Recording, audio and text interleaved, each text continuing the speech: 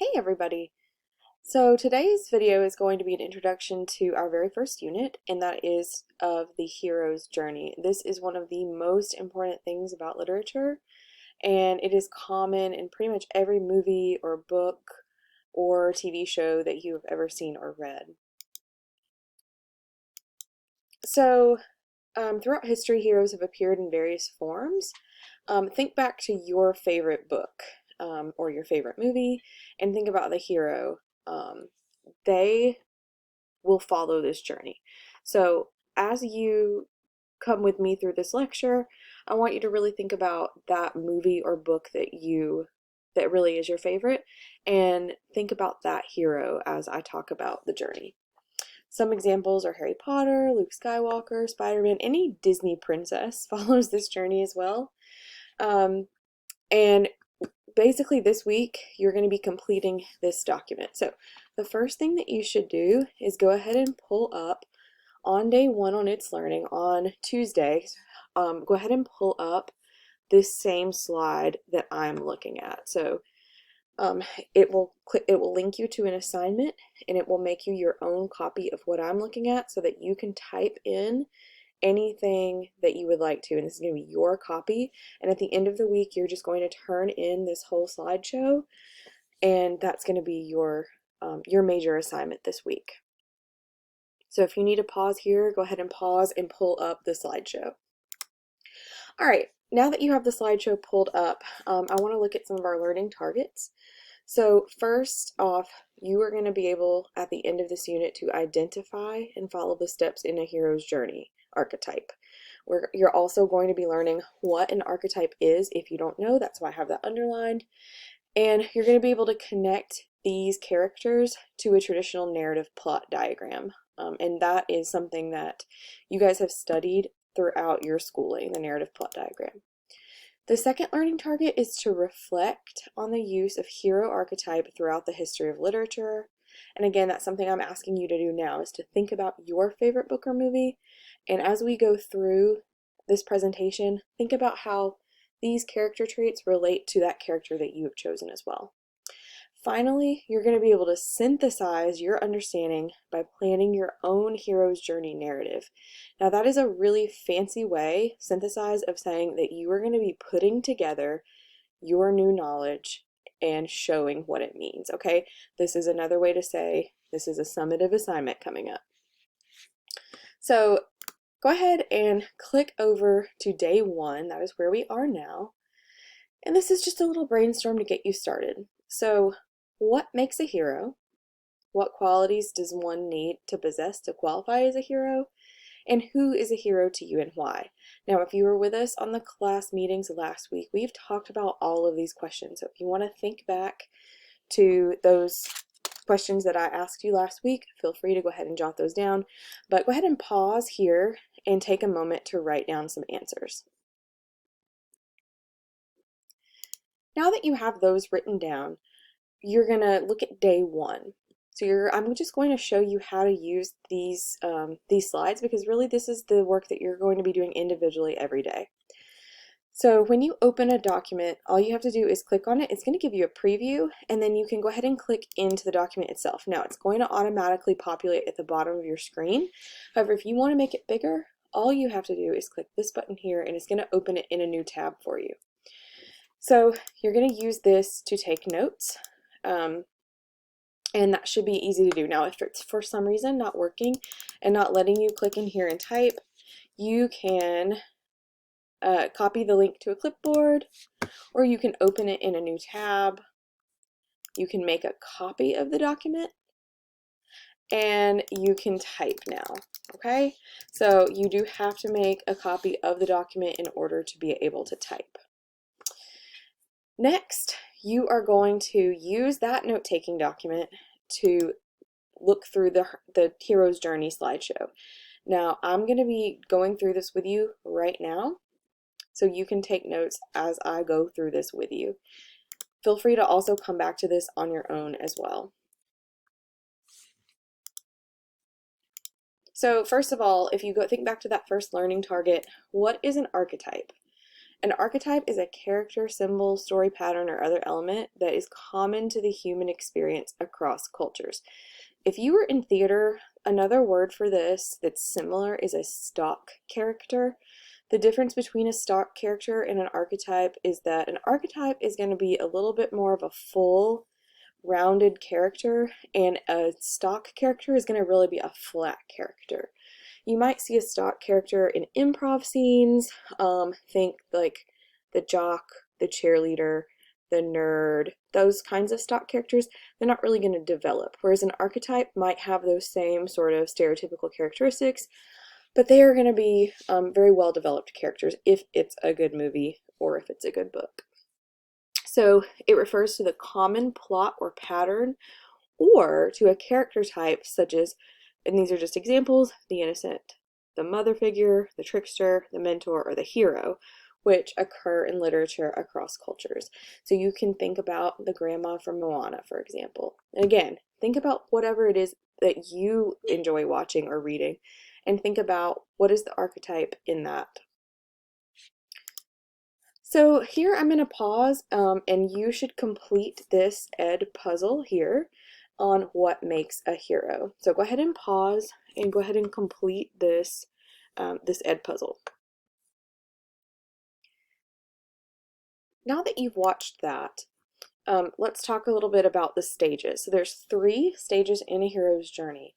Now, when you take dramatic writing, when you're a senior, if you elect to take that, we're going to learn that these 3 kind of buckets here, they correlate with the act structure of film. So film has acts just like plays do, and typically films are divided into 3 major acts.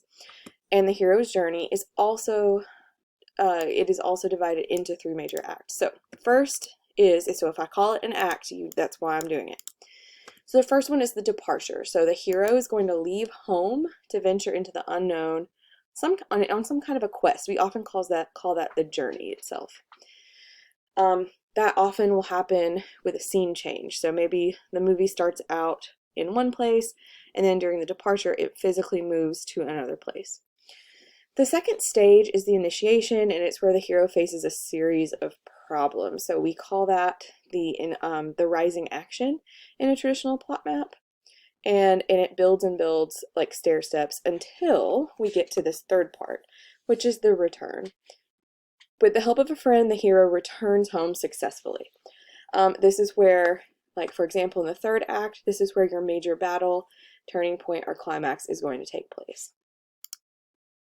So it's important to remember, and I think I've mentioned this, but this is a guide more than a rule. Some things may be omitted occasionally. Also, different resources may use different terms. So again, coming from a film and movie and stage background, sometimes I use the words that are more associated with film.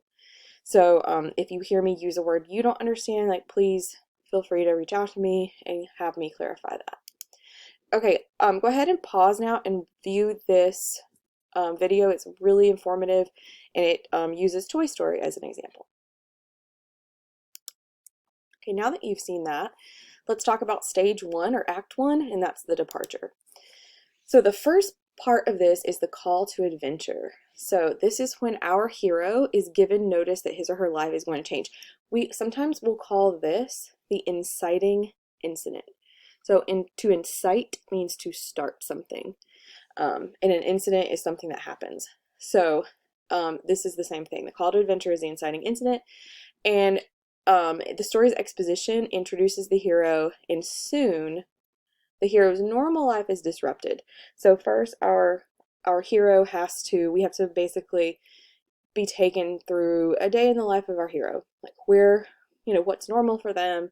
Otherwise, when their life is going to change, we don't know what that change is because we don't know what they're used to. So that's why that exposition is really important. That's something that we call in film the point of normalcy. It just means what's normal for our character. And so in the call to adventure, something changes and a hero faces a problem, an obstacle, or a challenge. So for example, in Toy Story, we meet Andy's toys and find out that Woody is the favorite. That is our ordinary world, right? Woody lives in a world where Andy loves him the most, and he's the favorite.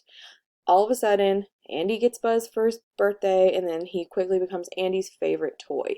That is the call to adventure.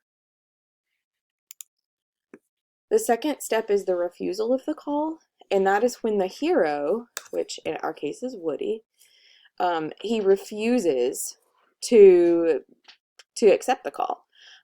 This refusal may come from like a sense of duty, maybe it's fear or insecurity as well. So we kind of get into some psychology with this.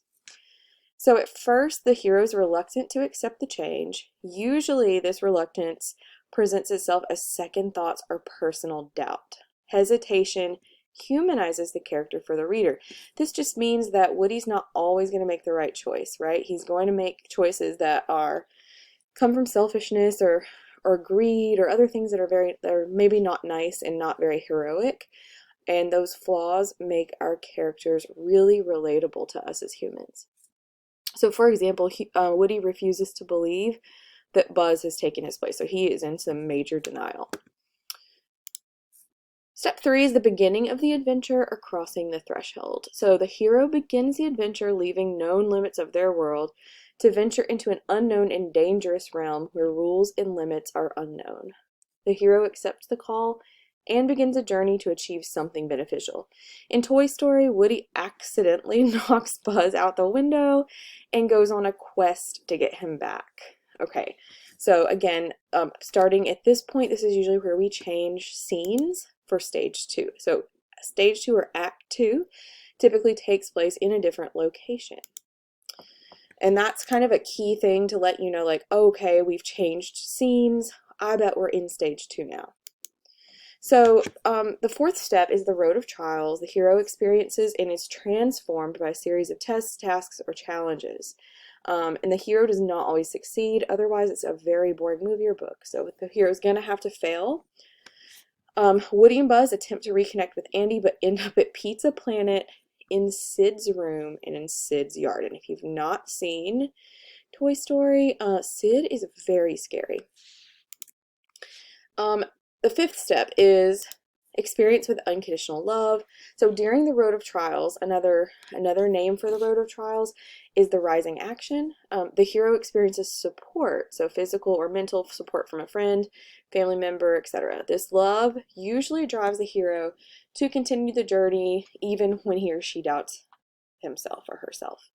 In this case, Buzz tells Woody to go without him because he's learned that he is really a toy. Woody also receives support from Sid's mutant toys, so they're both getting support and supporting each other. The next step is the ultimate boon, and this is when the goal of the quest is achieved. It can be a physical object or something like knowledge, courage, or love. Think about the Wizard of Oz, for example. The road of trials makes the hero strong enough to achieve the goal. And in this case for Toy Story, Woody and Sid's toys defeat Sid in his yard and they save Buzz, and it's really glorious when it happens. The third act, or the third stage, is the return. So the first thing that happens is the refusal of the return. That's when the goal of the adventure is accomplished. The hero may refuse to return with a book or gift, either because the hero doubts the return will bring change or because the hero prefers to stay in a better place. And it can be just as dangerous as the journey itself. In this case, Woody and Buzz chase the moving truck, try to reunite with Andy, which is the ultimate goal. The magic flight. The hero experiences adventure, perhaps danger as he or she returns to life as it was. Forces may keep the hero from returning. In this case, the RC car runs out of batteries, causing Woody and Buzz to lose the moving van. Okay, finally, rescue. So just as the hero may need guides and assistance on the quest, oftentimes he or she must have powerful guides and rescuers to bring them back to everyday life. And in this case, Buzz lights the rocket on his back, left over with Sid, and he gets the toy, both of them, safely into Andy's car. And then this is the final little bit, and it's the crossing, or the return to the threshold. And this is when the hero must retain the wisdom gained on the quest and kind of just finish out the movie. This is called the resolution. And in this case, Woody and Buzz make it safely to Christmas, where they both swear no other gift will ever intimidate them. So just to recap, you should be following along with these slides. I will be back on Thursday to finish up with day 3 and day 4. Have a good one.